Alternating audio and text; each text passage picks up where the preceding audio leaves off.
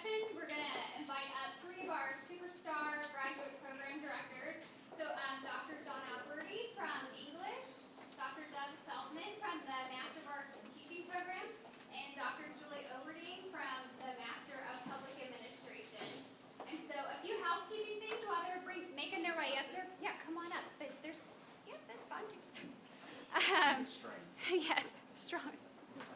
A few housekeeping things. If you didn't register, please make sure that you sign in with Lane or I or Christina, anyone in a black polo that says NKU on your way out. Also, if you did not get your parking validated, I've heard some garages said it was free, but some are not. We're going to pay for it for you anyways, just to be safe. Find us so we can validate your parking as well. Also look out for a survey tomorrow coming in your email about tonight. As someone mentioned earlier, this is our first experience doing graduate orientation in many, many years, so we want your feedback. So, all right.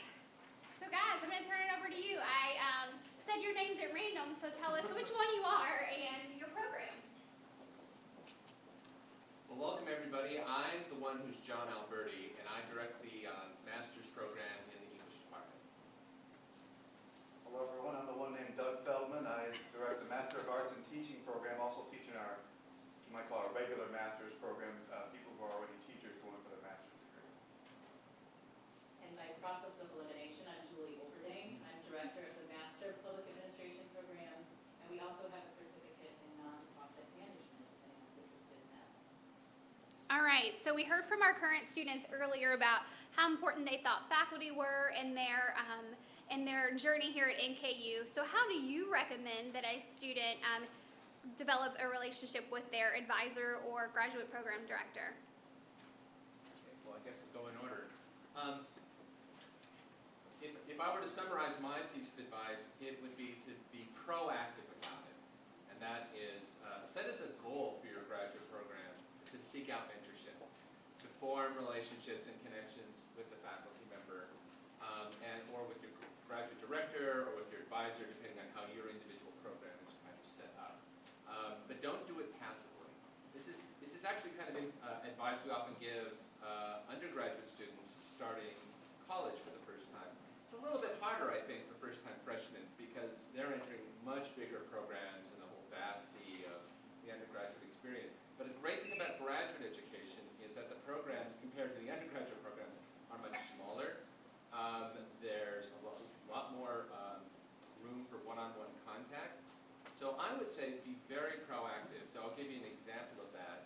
If you have an advisor or graduate director, every semester set up an appointment to meet with them.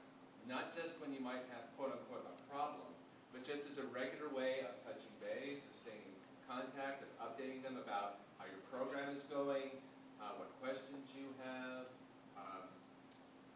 what ideas you have, how you may want to change direction in your program, and do the same thing with your faculty members. So that would be my piece of advice. Actively seek out mentorship. So a goal for every graduate student should be to form a relationship with the faculty and with the director of your program, and in addition with your fellow graduate students.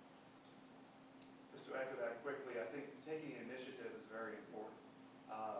Your faculty, your professors, your advisor will be more than happy to take time with you, but might have several students with whom he or she needs to meet. So that person will likely not seek you out. You have to seek that person out.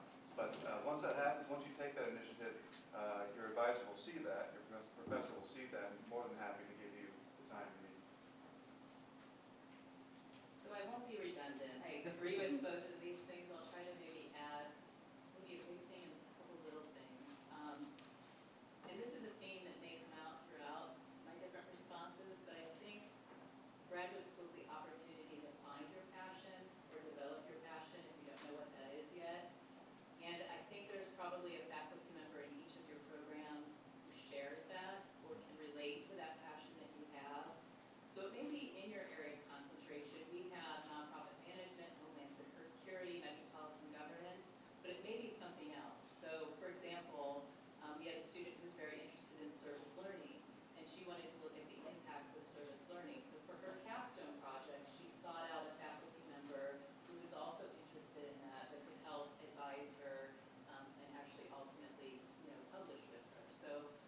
that's really important because, you kind of know the area that you're in, but to really kind of dig down and find not only faculty, but colleagues and classmates too. A couple simple things I'll say is just, while our programs are small, I'm getting up there in years and other people are too. So it's really interesting, in my classes even, it takes me a few weeks to remember names, okay? And sometimes it's based on, they'll mention something in class, well, I work at, Job and Family Services, and I'm like, oh yeah, I remember your application. I remember them by something in their application. So just feel free to introduce yourself, reintroduce yourself, just because we're forgetful and we see a lot of faces and a lot of people. And the one last tip I guess I'll make is respond to faculty's emails periodically. So we send out email messages to our class or to all students in our program, and it may be crickets. I kind of sometimes wonder if it even worked. But periodically I'll get a thank you message back from a student, or maybe an article link or something like that, that helps to make that connection and build that relationship. Okay. All right.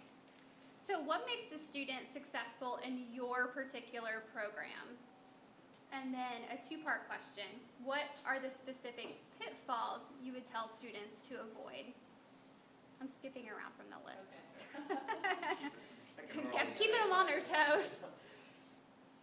Well, I would say this is probably consistent across graduate programs, and I think our student panel did a really great job of providing suggestions and skills. So I think time management is huge, because most of you have part-time jobs, full-time jobs, families, etc. So, keeping lists and calendars and keeping yourself on task, I think, is very important.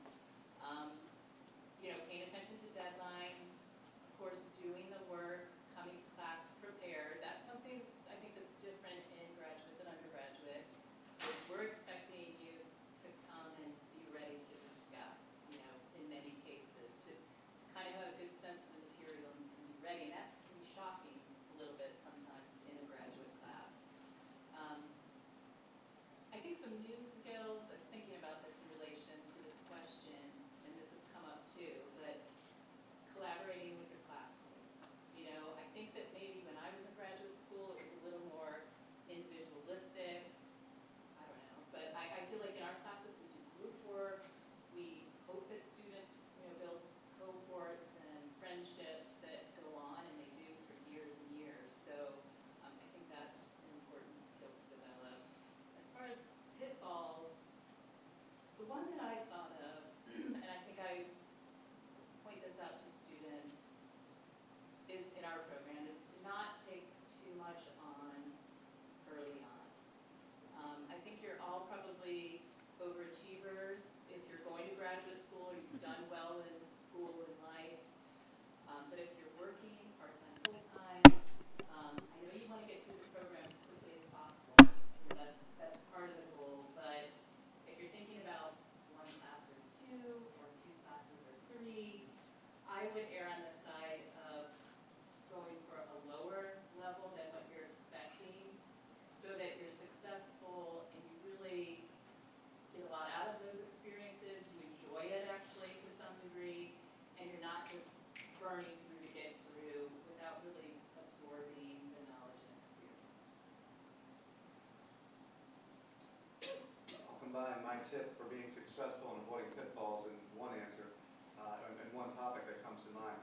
Lane gave a nice introduction to the Blackboard program, our platform for online learning here at NKU.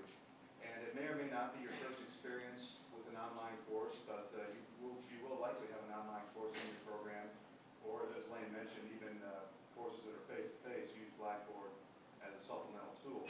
And especially if you haven't had an online course previously in your undergraduate program, you can be lulled into kind of a false sense of comfort with deadlines. Deadlines comes to mind.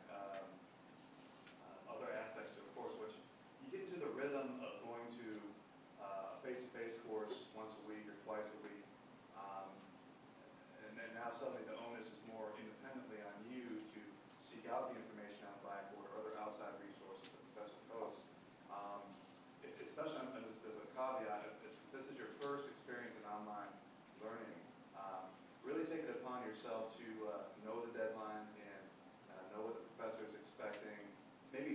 time over more so than you would in a face-to-face course, because I've seen students, graduate students, be universally successful in their face-to-face courses, and then stumble when they come to an online section only because they thought, well, I can get to it when I get to it because it's online and so forth. So I want you to enjoy your online courses or your online work that you do within a face-to-face course. I'm sure you will, but something to keep in mind, especially if it's your first experience. All right, well, now I get to be the one to just agree with everything that you've heard already, that all of that applies to our program as well. So I'll add something that I think, if you look at it one way, is the key to success among our students, and if you look at it the other way, you don't do it, it's a big pitfall. And that would be, this kind of goes along with what I said about being proactive, and I would frame it as taking ownership of your education. I see this, and we're also speaking from personal experience as well too, and I think that's the thing to keep in mind. Obviously, in your undergraduate careers, you knew that all of your professors also were undergraduates at one time, but we were also all graduate students, and for faculty members, their graduate experience is often just as, if not more, important to them than their undergraduate experience. So we know, we were graduate students, we were once first-time graduate students, and the idea of taking ownership is a real challenge, because as students, our entire lives, it's often very easy just to go along with the program. You know, you come to college and there's a general education program, and you just follow the program. You get into a major, and the major has all the requirements laid out, and you follow the program, and you just wait to see if the program says to do this next. The transition you often have to make at graduate school is we flip that question around, and it's really, what do you want to learn? This goes back to, Julie, what you said about finding your passion. That is, we still have programs set up in our various graduate programs. You know, we still have requirements, and we still have a structure to moving from the beginning of the program to your capstone experience. But one of the opportunities of graduate school is that it's your opportunity to shape what you want to learn. So I'll give you an example. When you get your capstone experience, and the capstone experience is varying in structure from program to program, but in our program, it's based on coming up with a project that you want to work on. And thinking in terms of that, well, what project do you want to work on? The faculty are happy and willing to work with you on just about any project you want to come up with. But even on the level of individual classes, why am I taking this class? What do I want to get out of this class? If there's an assignment in this class, how do I turn that assignment into what I want to work on, what I'm interested in developing? And the more you can think in terms of taking ownership of your education, this is also part of kind of becoming professionalized. It's another challenge of moving to graduate school. Again, and I can relate to this from my own experience. It was moving from a student-teacher relationship with your faculty to becoming colleagues with your faculty. And that's really the goal of graduate school. And the more you can start making that mindset switch, that person at the front of your room is your colleague, it's not easy to do, and it doesn't happen all at once, and it's a gradual process.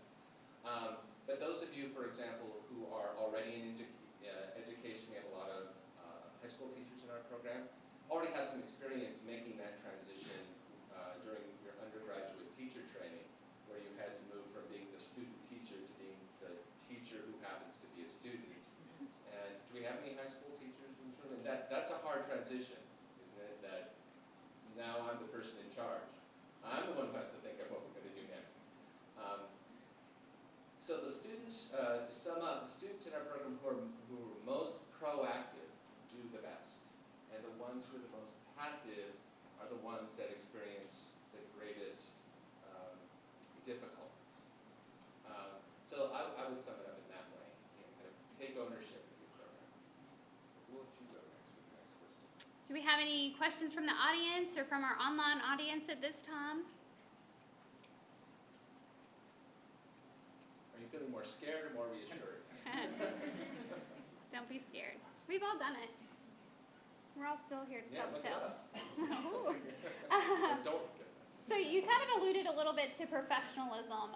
What advice would you all give to students seeking out of the classroom or professional development experiences? Well, I deal with teacher education, and I think there are numerous opportunities, but I go back to the idea of initiative I shared before. And what both my colleagues up here said about seeking out that person who shares your passion. I'll give you, for instance, we have a faculty member in our college who runs an after-school tutoring program in Covington, just as one example. And numerous off-campus entities in which we participate.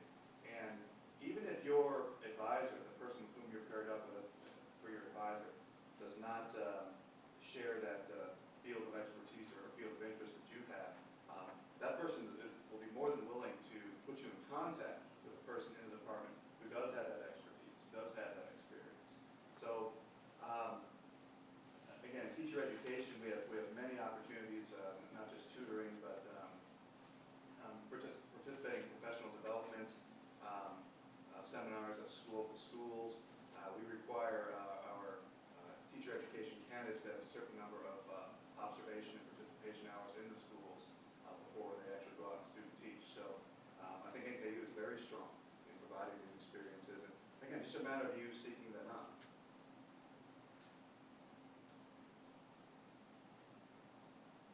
So I teach in the public administration nonprofit management program, and I'm thinking about our students. You're probably in maybe two camps. So we have students who come in whose reason for getting a graduate degree is a promotion in their organization. They love what they do, but in addition to being a police officer, they want to be a lieutenant or a police chief. And we could make that comparison across fire departments, nonprofit organizations, county governments, and so on. And then we have students who haven't had a job or want to change careers. They worked in the banking industry for 20 years and they want to do nonprofit work. So I'm thinking about this. I'm sort of thinking about this as we're talking. So I think these experiential opportunities are probably most important for people that are looking for new opportunities. Either this is going to be their first job or they want to transition to a new field. So the things that come to mind that are most helpful for our students are things that you probably thought about. Internships, for sure. If you're in that category where you're looking for the first professional job or a new field, internships are wonderful. We do a lot of service learning in our classes, so we work with nonprofit organizations and government agencies, partner with them, you get experience, maybe develop a fundraising plan or a volunteer management handbook, which it's a great process in learning how to work with in a sort of complex environment, but it's also something you can put on your resume that you helped develop a volunteer management proposal. But I would recommend, too, another opportunity for students that are going that route is volunteer. If there's an organization that you love, that you would love to work for, Children Inc., United Way, some organization like that, find out what volunteer opportunities they have and do that, because over a period of a year or two or three, there may be a paid position that opens up, and we have multiple examples of students that transition from volunteer board member to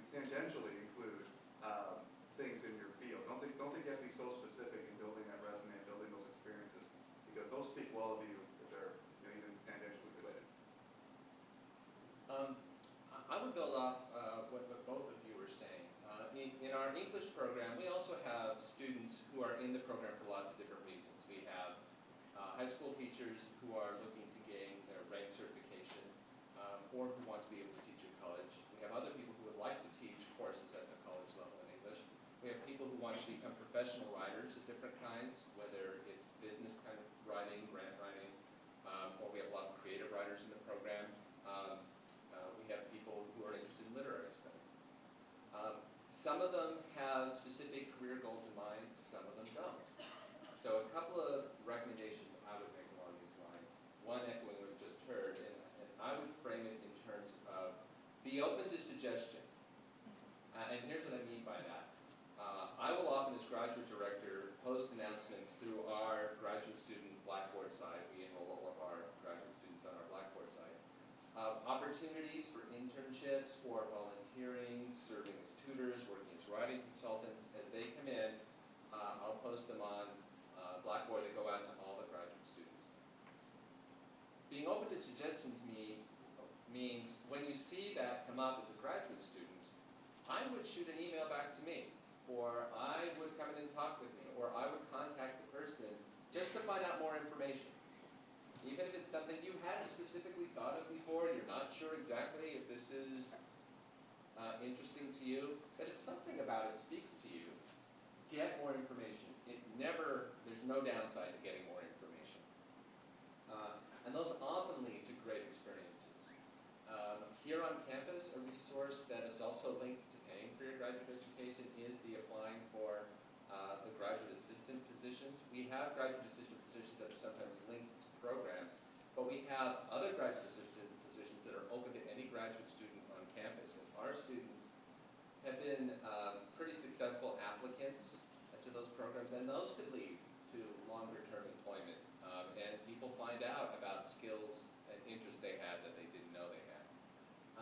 The final suggestion I would make, kind of bring it back to coursework, is I'll relate to, I've got a couple of examples of students. One is me, when I was a graduate student, and a class I had in my PhD program that was, I think, brilliantly set up by the professor in that class. Like a lot of English classes at the graduate level, our final assignment in the course was to write a seminar paper on the literature we were studying. And I've been writing papers on literature for years by the time I got there. But this professor said, well, this is graduate school, you're becoming professionals. So what you're going to write is a journal article. And you're going to go out and find a journal in the field, and your paper will be write an article for that journal.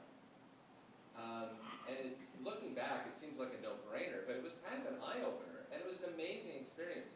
It actually made the project kind of easier to do in a way, because now I was looking at a journal, what they published, who they were publishing to.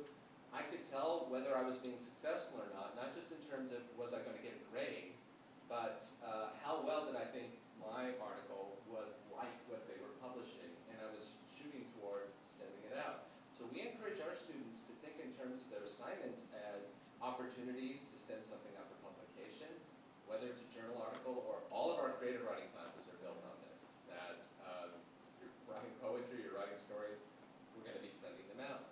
We really encourage our graduate students to participate in conferences. We run our own conference for graduate students in our program on campus, but there are lots of conferences across the country and in the region in various fields of English studies.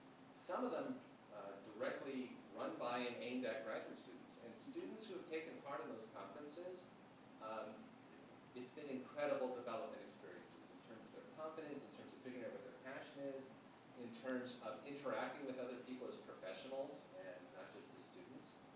Sometimes it's even possible to get some support for going to a conference. No promises, but always go to your graduate director, and we will try to figure something out if we can. Call as many offices as we can and see if there isn't something somewhere, even a little bit, that we can help with. And my second example is one of our current students, and this goes along with what I said about kind of taking ownership of your program. She entered our program last year. She had been out of college for a couple of years, and she had 2 degrees as an undergraduate, one in communication studies and one in biology. And she she loved writing. And she wanted to combine all three of those. Now, we don't have a set program at NKU called Communication Writing Biology Program. But she was one of our alums.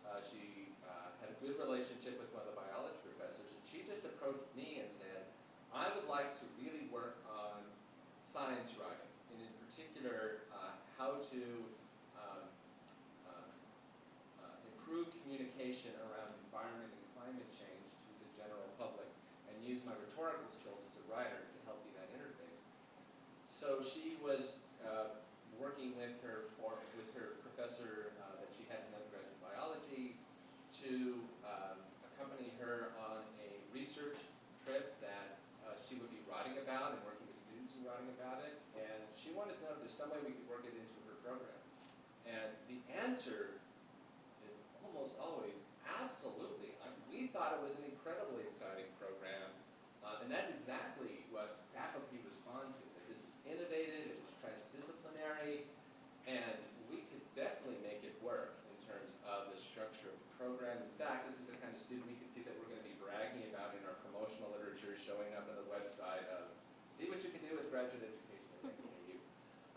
So those are just some examples that I would recommend along those lines. All right, so we have about 2 minutes left. School starts Monday. Oh my God. I know, crazy. Parting words for our new students. It seems like the program will take a long time, but it goes really fast. Say that. When I was an undergraduate a long time ago at Northern Illinois University, I went to a lecture hall, a couple hundred students as a freshman, and the professor said, I don't like undergraduates because you haven't proven yourself yet.